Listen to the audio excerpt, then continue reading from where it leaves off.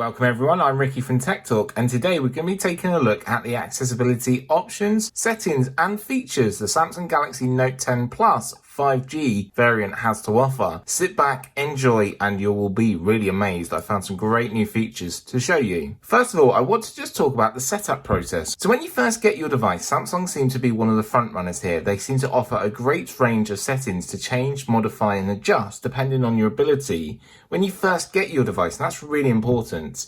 So there was hearing enhancement, visual enhancement, dexterity and interaction enhancement, and other options in there, which is really good to see. It's not just a couple of vision options that you'd normally see from other manufacturers. There's a nice amount of settings in there. I'm really pleased to shout out about it and show you. Obviously, there will be a link in the description to my unboxing and setup and my first impressions of this device, which shows you them accessibility settings that I went through. The next step is talking about the volume key shortcuts. So there is a volume key shortcut on this device like many others. So if you use the two volume keys here down the left hand side, sadly there's no textual difference between the volume keys and the power button. Voice Assistant on One UI Home. So we have Samsung's own variant here, which is Samsung Voice Assistant, and I think it's actually a little bit nicer than TalkBack. You can still use TalkBack if you so want to, but the Voice Assistant is very much the same and works in very much the same way. So I can go through and highlight different things here. Current location, High Wycombe. Current temperature 7 degrees, partly cloudy. Weather, updated 17 seconds, 9:36. Double tap for more information. So it tells me everything I need to know, which is fantastic. We can also go through the applications. Galaxy Store. Phone. Gallery. Messages. Play Store. Internet. Folder, Google, 103 notifications, camera, custom actions, swipe up or down to select, double tap to activate, double tap and hold to long press. So it's letting you know how to activate, which is really good. I've got 100 and something notifications that I need to go through, and I bet that's from YouTube, and I bet that's comments, so thank you all for everyone to comment. Swiping left or right, we'll go through to a different page. 2 of 2. Again. Plug, Samsung Pay, Game Launcher. Coming back. Weather. So now we're back home here. So you use two fingers to gesture. When you want to go up and down, use two fingers. Swiping across, we have our 20. Bixby. We can just scroll up or down. So when you normally scroll up or down, you get that tone of going up or down. It doesn't seem to have it here with Bixby, but it does in other sections. So just be a little bit careful. But obviously it will highlight as soon as I stop on anything. Reminder, double tap to open the app. So let's go back home. One UI Home. So we're on our One UI Home. You can also go along the top here to get information on your little widgets that are running along your notification bar at the top. 10:50, YouTube notification, thanks for your help, Wi-Fi signal full, battery 87%. So everything is read back to me. Great feature there, and I'm really impressed with the voice assistant that comes with the Samsung devices. It's clean, it's sharp, and it's not so computerized as well. When you go into settings, loads more settings that we can change and adjust, and that's where we're going to go now. So if I turn this off, the volume keys just down the left-hand side again. Voice Assistant off. The voice assistant is now off. Just looking down the left-hand side here, as you will see, the buttons are very much inlaid with the case here. That Aurora glow, it looks really nice, but there's no textural difference there between them buttons. So down the side, you do have the volume keys, and you also have your power.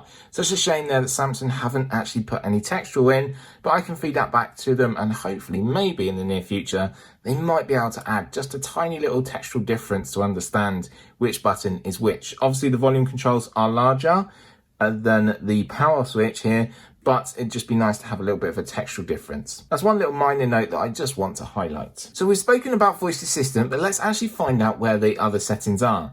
So you can either ask Bixby to take you to the accessibility settings, or you can find them this way. So if we swipe up, we're going to bring up all of our applications, and it'll either be on page 1 or page 2. Again, you have an option to search here, but we're going to choose the gear icon, which stands for settings. So in settings, scroll all the way down to the bottom. So from bottom, it's 1, 2, 3, 4. It's called accessibility, and it's a statue of its arms and legs apart. It's a green icon as well. We're going to tap on accessibility, and as you can see here, it's divided into subsections depending on different abilities. So we've got visual, hearing, interaction, and then you've got advanced. At the top, we've got the screen reader. So the screen reader is what I've already gone through. But inside here, you can go through a tutorial. if you're new to it. When you first start it as well, it will give you a tutorial to go through. You can tap settings and you can see the amount of settings here that you can change, adjust, just the great options that you can choose here. We've got quick menu, you've got keyboard shortcuts, you've got light sensing, you've got just different options here to change and adjust and just make it your own. The one I do want to actually focus on is the text to speech, and this is where you can actually change different options inside here. So you've got speech rate and you've got your pitch, so you can change and adjust them, languages as well, and the preferred engine. So different options to change and choose from there. That's great. And that was a screen reader. Again, with the One UI from Samsung, it does pull it down to the bottom section and you can use one hand, which I think is really great. But when swiping up, it then just moves up. I do like the One UI system from Samsung. So coming up then, let's go through all of these different enhancements. First of all, we're starting with visibility. So inside visibility, you've got high contrast theme. So you can toggle these on or off. So if I press this here, it shows you the theme and shows you a preview, and you can download that one. Also, we have a different option here, so slightly different, that you can choose and download. Really nice option to see. Haven't seen this too much before. As you'll notice, I have got the dark mode on because I do prefer that one. Underneath that, we've got high contrast fonts. So once toggled on, you'll see a difference in the subsection of the fonts, making it more easier to read. We then have high contrast keyboards. So I'm going to toggle this on here, and then you can select which option is better for you for the keyboard. So a lot of people I know that have a visual impairment will use this keyboard here, making it easier for them to use. This is a standard one, toggled on. This is the option to change, the high contrast option. Really good thing to see here. Don't get that too much at all on other manufacturers. Underneath is show button shapes. So it'll show the button shapes for you, so you can understand where things are, and it makes it more outline. You then have color inversion. So color inversion, if I go back here, will invert all of the colors. So let me just show you what it was previously. And then just going to toggle this off, go home. It goes back to the dark theme, which is nice. It remembered the preferred theme that I liked. And this is what it is, comes as standard from the factory. But you can change and adjust the option that you want there, which I think is really nice. Another option is color adjustment. So you can toggle this on. So you've got grayscale, and you've got different options here to choose from. And you can also create your own, which I think is amazing. Obviously, I'm going to keep it as what it comes from the factory, but again, it's nice to have that option there. Another option is color lens. So if you wear glasses and it's sort of easier to sort of tinge the light to you, you can wear a color lens with your smartphone. So you can change and adjust this. So we've got blue, we've got aurora, you've got cyan. You've got different options here, and you can actually change the opacity of it. So it depends on you. Again, a really nice option to see here, and one that you don't see on many other smartphones much at all, which is really good to see. And this is only our first section. So then you have remove animations. So if you don't want any animations from applications, or you just want your device to work smoothly and easily, you can remove animations there, and it's nice to see that option. So underneath, we've got something called magnification window.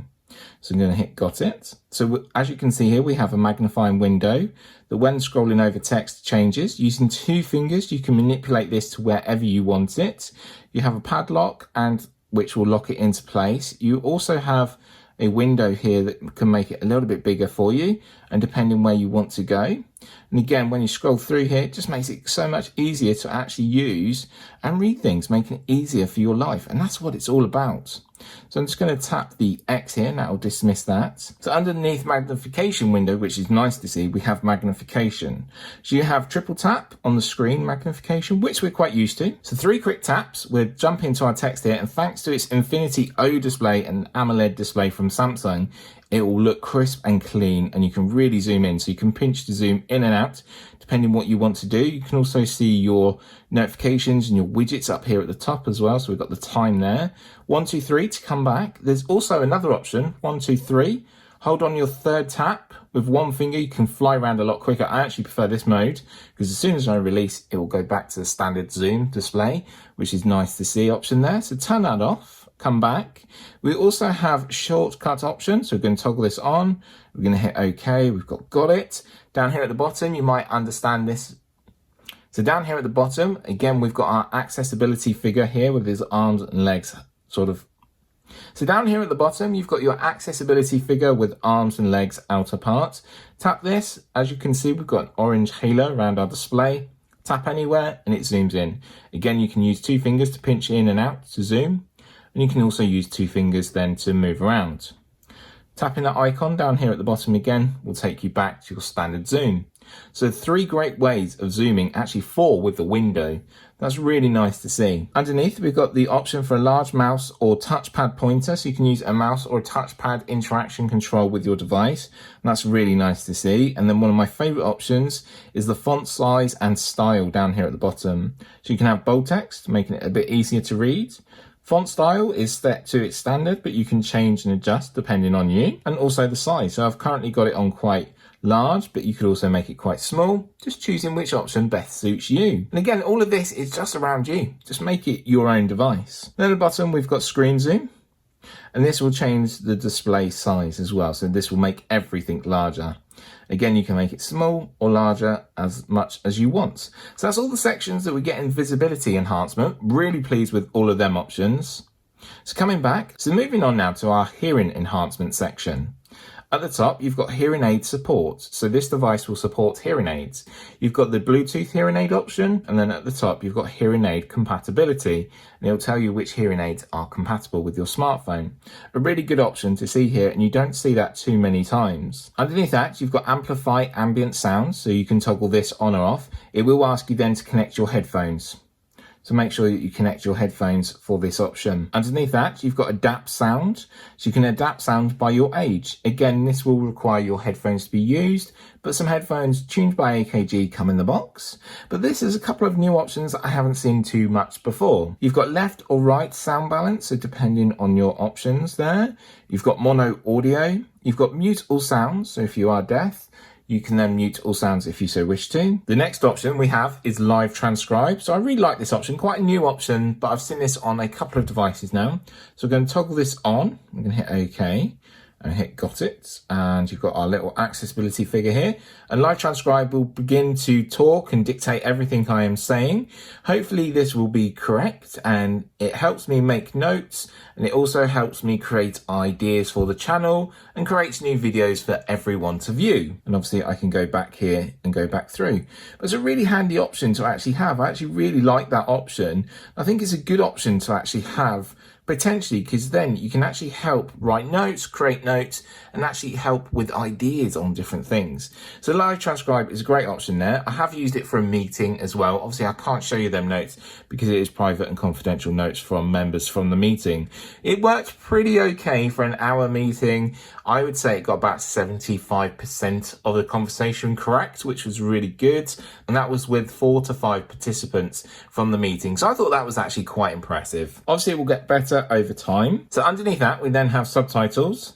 So we have Samsung subtitles, or you can have Google subtitles. Depends which one you want to use. Again, very much similar and very much the same. So at the top, you've got styles. You've got different options that you can change and adjust. You've got then the alignment, so center, left or right. You've got fonts, the actual font style that you want to use as well to make it easier for you, which is handy. Again, we don't see that too much either. You have text size. You can make it really large, really small, just depending on you. Then we also have the edge, we have color, opacity, again you can change color, and then opacity again, this is background, so different changes here. So much more compared to what you get with Google subtitles. So if I come back here and go into the Google services ones, toggle this on, you've got your language, you've got your text size, and then you've got your caption style. And that's about it. That's a lot less compared to what you get with Samsung. So I really suggest going with Samsung's option, changing it, modifying it depending on your choice. Really good thing to see there. Underneath, we then have sound detectors. So you've got a baby crying detector and a doorbell detector. So that means your device will try and use its microphones built in to amplify and sort of detect when them sounds happen. Really handy for people there that have a hearing impairment. Really good options to see in the hearing section here. So coming out, so that was the hearing section. Coming into interaction and dexterity. Inside here, our first option that I want to talk about is the universal switch. As you know, with the universal switch, you can use switches and interaction controls with your smartphone. This will allow you to use your device more freely, more independently, so you don't have the use or movement of your hands or your fingers. but you can use interaction controls by just touching a button, will manipulate through your screen. By swiping on something will help move through your display. Really good option here. You do have settings, so you can go through and change all of the settings here. So many different settings and so many different options, which I think is really good to see. Again, go through here. You know you have the tutorial as well to follow as well. If you need any help, you can use a tutorial there and it'll help you through the setup process. Sadly, I don't have any switches or interaction controls that I can show you with my smartphone. But that's one option that I really do love. Next option is assistant menu. This will change the buttons and again, just making it easier for you to touch and actually move your way through the menu. Really nice option there. Answering and ending calls. So you have different options here. Remember that power button is the one down here compared to the volume keys up at the top. So power is at the bottom, volume keys are up at the top. So you've got read call names aloud. You can press the volume up key to answer automatically, and then press side key to end calls. So you've got different options inside there. Really nice to see. You've got interaction controls as well. So you've got different interaction controls here that you can toggle on and see. So it tells you different things that will happen with your interaction controls. So lock screen when sort of deactivated. We can toggle them on and off there. Again, it's just going through and finding which ones are best for you. We have touch and hold delay. So you've got short, medium, long, or you can customize. First time I've ever seen customize.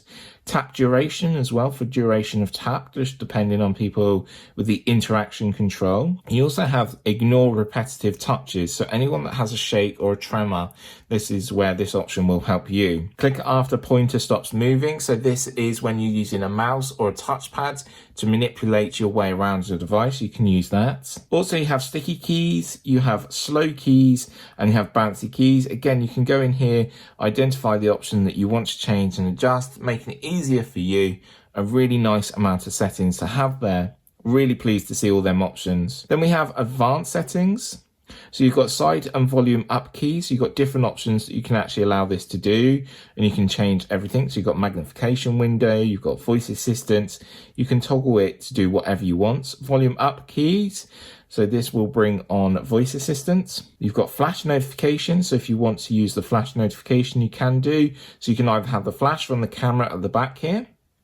You get to see that aurora glow. So it uses a little flash up here, or you can actually use the whole display, which I think is really nice. Underneath that, you've got notification reminders, so you can get reminders, and time to take action. So time to take action is when a notification pops in, it won't disappear straight away. It sort of waits here until you've made action to that notification.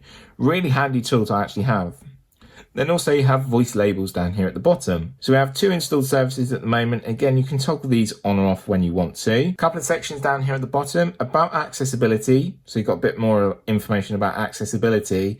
And one other thing that I really do like, and a good option that I haven't seen before, is Contact Us.